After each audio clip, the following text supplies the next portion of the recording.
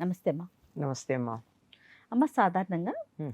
ఏది శాశ్వతం కాదు, ఉమ్. మనం ఎలా వచ్చామో అలానే వెళ్ళిపోతాం ఉమ్. అని అనుకుంటూ ఉంటాం. ఉమ్.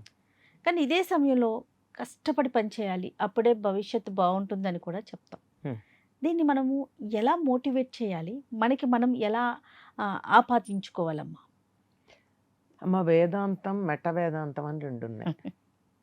వేదాంతం అంటే వేదాలని సారం తెలుసుకుని ఈ జీవితం అశాశ్వతం అని తెలుసుకుని దేనికోసం స్పందించకుండా మంచి వచ్చినా చెడు వచ్చినా వచ్చిన దాన్ని వచ్చినట్టుగా స్వీకరించి అలా ఉండిపోవడం. మెట్ట వేదాంతం అంటే ఎట్లాగూ ఏమీ లేదు కదా అని జీవితాన్ని అనుభవించేయడం అని ఆలోచిస్తాం. దీనికి ఒక మాట చెప్తారు, మాకు చిన్నప్పుడు బాగా గుమ్మంలోకి వచ్చి పాటలు పాడుతూ ఉండేవారు. ఇప్పుడు అట్లాంటి వాళ్ళు లేరుగా. అన్నమైతేనేమిరా మరి సున్నమైతేనేమిరా, అంతా భగవత్ పదార్థమే కదా. అంతే. అన్నమైనా సున్నమైనా ఒకటేగా, అంతట్లో అంతర్యమైన దేవుడే ఉన్నాడు కదా. అందుకే ఈ పాడు పొట్టకు అన్నమే వేదామురా. సున్నం వేడు, అన్నమే వేస్తా. అన్నమే వేదామురా, పప్పన్నమే వేదామురా, నెయ్యి అన్నమే వేదామురా. ఇది కావాలంటే ఇంకా దాని తర్వాత ఎన్నైనా పెరుగు అన్నమే వేదామురా, ఇంకన్నం అనిష్టం. చీరలైతేనేమిరా మరి నారలైతేనేమిరా, అందుకే ఈ పాడు వంటికి చీరలే కడదామురా, పట్టు చీరలే కడదామురా. బాగుంది. ఇలాంటివి మనకి వినపడుతుంటాయి. ఇది మెట్ట వేదాంతం. మెట్ట వేదాంతం అంటే రేపటికి ఈ చీరైనా నారైనా ఒకటే కదా. నారెందుకు కట్టడు? అదేదో చీరే కట్టుకుందాం కాదు, నార కట్టాడు, చీరే కడతాడు. కానీ పని చేయడానికి వచ్చేటప్పటికి మాత్రం రేపటికి నేను ఉండను కదా, ఎందుకు చెయ్యాలి అంటాడు. అంతే కదా.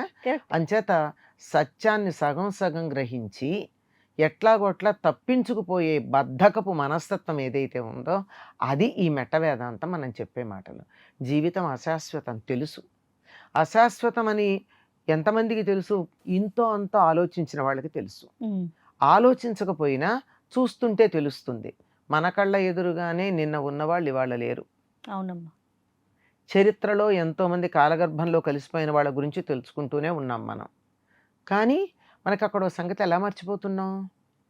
వాళ్ళ శరీరం కాలగర్భంలో కలిసింది, కానీ వాళ్ళ గురించి వాళ్ళు గుర్తుపెట్టుకున్నామా లేదా? ఖచ్చితంగా. అశాశ్వతం ఏమైంది? ఈ శరీరం మాత్రమే అశాశ్వతమైంది. అది గుర్తుంచుకోవాలి. అందుకు నేను చెప్పింది సూపర్. శరీరం అశాశ్వతం, కానీ లోపల ఉన్న జీవుడు శాశ్వతం. ఈ శరీరం వదిలేస్తాం, మరో శరీరం ధరిస్తాం. ఖచ్చితంగా. అంతేగాని చచ్చిపోయిన వాడు పుట్టకుండా మానడు కదా. పుట్టేటప్పుడు మంచి శరీరంతో పుడతాడు. ఎలాంటి శరీరం కావాలనుకుంటాడో అట్లాంటి శరీరంతోనే పుడతాడు. కనుక ఈ సంగతిని గుర్తుపెట్టుకోవాలి. కంటికి కనపడుతూ ఉన్నది ఏదైతే ఉందో ఇదంతా అశాశ్వతం, భ్రమ. ఎట్లాంటిది అంటే దీనికి చక్కని ఉదాహరణ ఉంది. మన ఫ్యాన్ ఉందమ్మా. మొదటిసారి ఫ్యాన్ చూస్తున్నారు ఎవరో. కొండ ప్రాంతం వాళ్ళకి ఫ్యానులు తెలియవు. వాళ్ళు ఇక్కడికి వచ్చారు మొదటిసారి, పిల్లవాడు ఫ్యాన్ చూస్తున్నాడు. ఫ్యాన్ ఆన్లో ఉండగా చూశాడు. చూసి ఫ్యాన్ అంటే ఎట్లా ఉంటుంది అని అడిగితే ఏం చెప్తాడమ్మా? ఒక పళ్ళెంలాగా ఉంటుంది అంటాడు. కానీ వాస్తవం ఏమిటి? 3 4 రెక్కలు. ఇంతే. శాశ్వతానికి అశాశ్వతానికి, సత్యానికి భ్రమకి, నిజానికి మాయకి ఉన్న తేడా ఇంతే. కన్ను మనని ఎన్నోసార్లు మోసం చేస్తుంది కదా. దాని వెనక ఉన్న యథార్థం ఏదైతే ఉందో అది తెలుసుకోవడం అన్నది చెయ్యమని చెప్పడమే ఈ జీవితం అశాశ్వతం అని చెప్పడం. ఈ జీవితం అశాశ్వతం అన్నారు, అసలు కాదు. అసలు జీవితం అశాశ్వతం కాదు, ఈ జీవితం అశాశ్వతం. ఇది ఎంతో కాలం ఉండదు.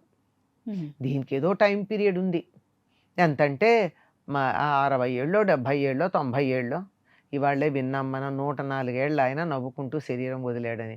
104 ఏళ్ళో 120 ఏళ్ళో ఎంతో కొంత ఉండొచ్చు, కానీ ఆ తర్వాత ఉండదు. ఇది సత్యం. కానీ అంతకాలం ఉండాలి కదా నువ్వు. మరి ఏది లేకుండా ఎలా ఉంటావు? నిజమైనటువంటి వేదాంతి అయిన వాడు, జ్ఞానం కలిగిన వాడు, ఆత్మజ్ఞానం కలిగినటువంటి వాడు, వాడు నిజంగా ఇదంతా శాశ్వతమని రియలైజ్ అయ్యి కదలకుండా కూర్చుంటాడు. ఎవరన్నా పెడితే తింటాడు, పెట్టకపోతే తినడు. అవును. మరి నువ్వు అశాశ్వతం కదా, నాకు మోటివేషన్ అక్కర్లేదు, నేను ఈ జీవితానికి కోసం ఏమీ చెయ్యను, అంత అశాశ్వతమైన జీవితం కోసం నేనేం చేస్తానంటే ఏమీ చేయకు, తినను కూడా తినకు.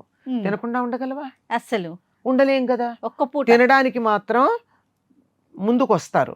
జీవితం అశాశ్వతం గనక నేను ఏమీ చెయ్యను అనేటటువంటి ఒక మాట చెప్తారు. అవును. అంటే సెల్ఫ్ కాంట్రడిక్టరీ. నీది హాఫ్ నాలెడ్జి, హాఫ్ కూడా కాదు, ఇంకా తక్కువ.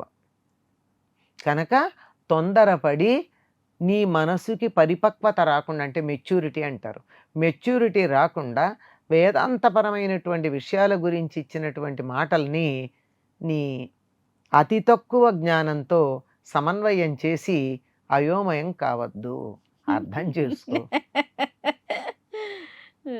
అంతే కదా. అవునమ్మా. పిల్లలు అంటూ ఉంటారు, అంతా రాసి పెట్టే ఉంటుందన్నారు కదా, నేను పాస్ అవ్వాలనుంటే పాస్ అవుతాను, ఫెయిల్ అవ్వాలనుంటే ఫెయిల్ అవుతాను, నేను చదవను, దేవుడు రాసేసాడు కదా అని. దేవుడు రాశాడు కానీ చివరి పేజీ ఒకటి ఉంది నాయన చూడు, అందులో ఇదంతా నువ్వు ప్రయత్నం చేస్తే జరిగేది అని ఉంది అందులో. అంతే. ఆ చివరి పేజీ చదవకుండా నువ్వు మొదటి పేజీలు బట్టి చెప్తున్నావు, నువ్వు ప్రయత్నం చేయకపోతే ఏం జరుగుతుంది? ఏమీ జరగదు. చేత శాశ్వతం అశాశ్వతం అన్నది మన కంటికి కనపడుతున్నది అశాశ్వతం, దాని వెనకాల శాశ్వతమైన సత్యం ఉంది, గుర్తుంచుకోమని చెప్తున్నారు. సూపర్ అమ్మా. అదే. ఎక్సలెంట్. నమస్తే అమ్మా. And for more videos, please subscribe to iDream. Please subscribe to iDream. Please subscribe iDream. And please subscribe to iDream. For more videos, subscribe to iDream. please like, share and subscribe to the channel. Congratulations, iDream. Subscribe to iDream. Subscribe to iDream. So subscribe to iDream Media. iDream ki iDream team andarki huge congratulations. Please subscribe iDream Media. Please subscribe to iDream. Subscribe iDream. Please subscribe to iDream. iDream అంటే నా కళల ఛానల్ను subscribe చేసుకున్న నోరు తిరుగుతలేదు, మీరైతే గంట గుర్తు కొట్టండి. For more such videos, please subscribe to iDream. Subscribe to iDream. Please subscribe to iDream. Please subscribe iDream Media. Please do subscribe to iDream. Please subscribe to iDream Media. For best entertainment and information, please subscribe iDream. And don't forget to subscribe to iDream.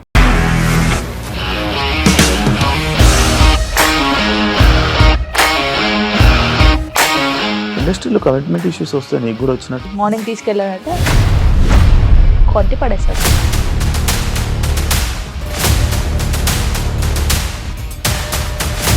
ఒక్కళ్ళు కూడా చూడలేదు ఈ cinema అని చెప్పడానికి కూడా చాలా ధైర్యం కావాలి. అది నిజం కదా, దాంట్లో ధైర్యం ఏంటి? నెక్స్ట్ డే ప్లేట్ మార్చేస్తే తప్పు కదా. As of now, we are comfortable this అని నేను అనుకుంటున్నాను. రష్మిక గారిది మీది ఒకే ఊరంట కదా. నీకు కోపం వచ్చిందంటే బాగా తిట్టేత్తరా? తిట్టేద్దామండి. నిజంగా గేమ్ ని ఎలా చేంజ్ చేయగలిగారు? ఏపీఎస్ఎఫ్సి వాళ్ళకి 6 నెలల్లో నేను 6 లక్షలు కట్టా. బిజినెస్ చేయాలనుకుంటే it is as difficult as riding a tiger.